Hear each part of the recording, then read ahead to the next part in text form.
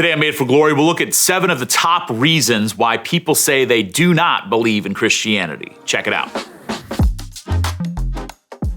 Hey guys, welcome to Made for Glory. Make sure you please like, share, and subscribe to this video. It helps us so much to be able to get these videos out to a lot more people, and we really love your engagement. And so what we're talking about today is the reasons that people have given why they don't believe in Christianity. People who are non-Christians, who are not affiliated with a Christian denomination, and some of those top reasons. And it's interesting how it breaks down across demographic lines as well, as we look at Gen Z, millennials, Gen X, and the boomers. And so the first one, and this is probably the most prevalent one, is I have a hard time believing that a good God would allow so much evil or suffering in the world. 29% of non-Christian Gen Zers said this was the reason. 30% of those who are millennials, and it gets a little bit lower as we get into Gen X and boomers. But yeah, that problem of evil, and I think that's one of those things that even kind of bringing that up is if you struggle with that because of the evil in the world, the sin, the suffering, that you're not alone.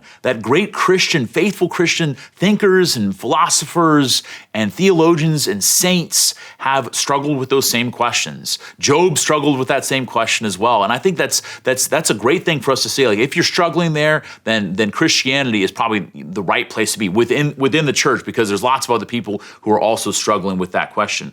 There's another major one was, and 31% of millennials said that this was the reason why they weren't Christian. 23% of Gen Zers is that Christians are hypocrites. And this is the sort of thing that when people say that, I think I know what they mean. I think they don't just mean that we say, like, you shouldn't do sins and then we end up sinning, because that's all of us struggle with that. I'm the biggest sinner that I know, and I still talk about sin. I talk about recognizing that sin is bad and that we're made for more and that God has made us for holiness. And when I settle for less than that, then I'm hurting myself and I'm hurting others and I'm hurting my relationship with God. But I think probably where that really comes up from where I heard people say it comes more for where they feel that they feel condemned by Christians or condemned by those of us in the church for sins that people in the church might not struggle with. It's almost kind of like sort of a cliche for me to be mad at somebody or angry at somebody for a sin that I don't particularly struggle with. In the sins that I struggle with, I can kind of excuse those or diminish those. And I think it's important for us to realize that sin is sin. Sin affects all of us. And part of being a Christian is recognizing that, yes, I'm a sinner, but I'm also loved. I'm a loved sinner who's loved by God, and I'm invited to something more. So maybe just that recognition that while sometimes things get more airtime, if I talk about certain sexual sins, those are the things that are going to get lots of clicks or plays, and people are going to talk about that and debate with it. If I talk about sins of pride or sins of greed, there's not going to be a lot of play there. And so recognize maybe that's just the way that we kind of gravitate as a society towards those more controversial sins, but recognizing that, yeah, all the sins that we face are an invitation for us to turn back towards God, to repent. And so, yeah, where we're hypocritical as Christians, I think hopefully it's a call for us to recognize that I need to look at my own heart too and see that I'm in need of conversion more than anybody else that I know.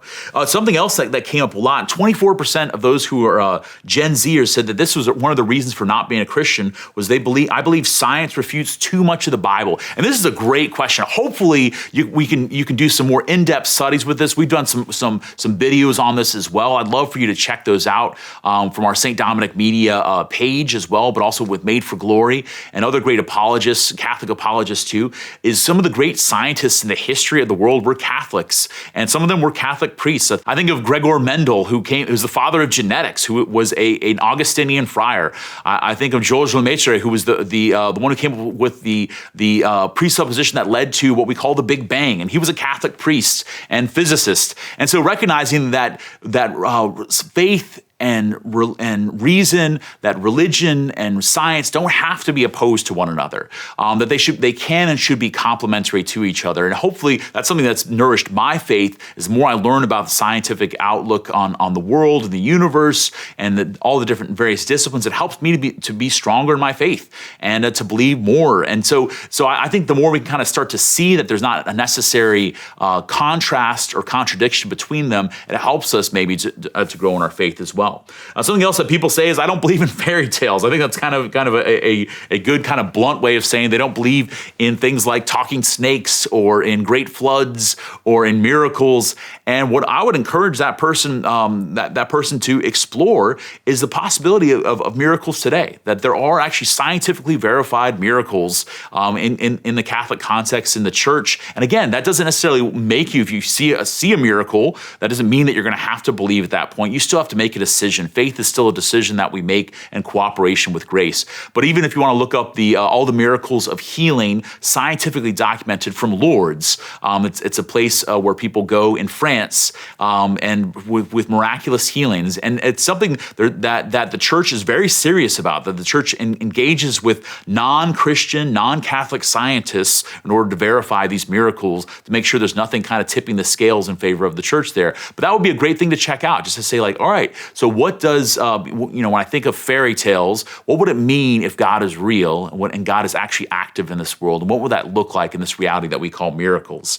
Another thing that people said, there are too many injustices in the history of Christianity. It's important for us to recognize, and I do this, I'm a Catholic priest, for me to know and realize that there has been a lot of brokenness in the leadership of the church. There's been a lot of institutional brokenness. There's been things that we look back on now and realize like, man, there's a lot of sin there. There's a lot of corruption there.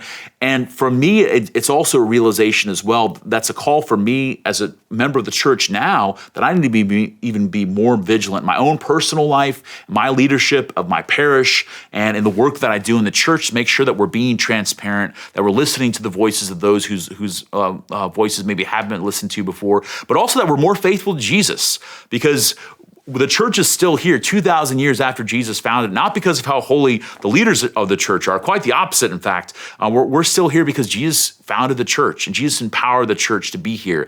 And we know about injustice as a society. We know about the dignity of the human person really because of the church that Jesus founded. Now, you can have those beliefs even if you're not inside the church, but all of us as a society and a culture have been impacted because of what the church has proclaimed about the human person. And because of that, I think the church, it's worth checking out the church and membership in the church and what the church actually teaches, to say like, can this be something that can help me, my own understanding of the dignity of the human person, to help me to overcome injustice in this world? Because there's a lot of injustice out there and we're called to fight it. So other people said, I used to go to church, but it's just not important to me anymore. And that's a great one to recognize. Maybe that you went to church as a kid, and so now as an adult, as you're getting older, as you're starting to make decisions, to recognize, why is it that some adults still go to church, or some adults as adults have these conversions and begin to go to church? What are their stories? What is the reason for myself? As you know, I'm not a Gen Zer. I'm kind of at the tail end of it. I'm an old millennial. But the reason why I would give my whole life to this, because man, it's true.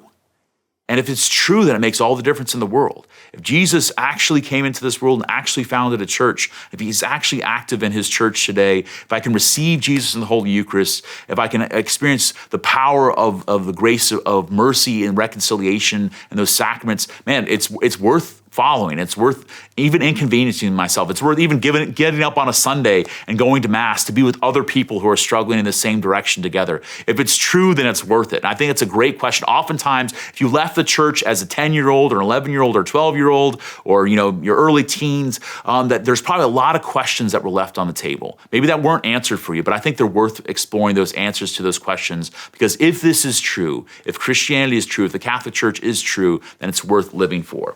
So the last one, and this is something I take very seriously, and it's interesting that the percentage in this Barna study is pretty low, 6% for Gen Z, 6% for millennials, and 5% and 3% for the older generation said they had a bad experience at church or with a Christian. So maybe that's you. Maybe you're someone who had that bad experience, maybe from a family member, maybe from somebody in the clergy. And just on behalf of them, I just want to say I'm sorry. I'm sorry to you, and I recognize that your experience really matters, the experience that you had, and maybe too to be able to explore what would it mean as an adult, maybe with some distance from that time, to begin to explore whether this reality is true, whether Christianity is true, whether it can have a positive impact on your life today. Because I know, as in the craziness of life, the craziness of the experiences, of the hurts and pains of growing up and of being a part of an institution, there's lots of things that don't go the way that I wish they had gone. But the invitation is to say, like, okay, but now as an adult, what's my decision? What am I deciding? Am I going to let the hurt that I experienced or the disappointment that I felt in that person keep me from something good?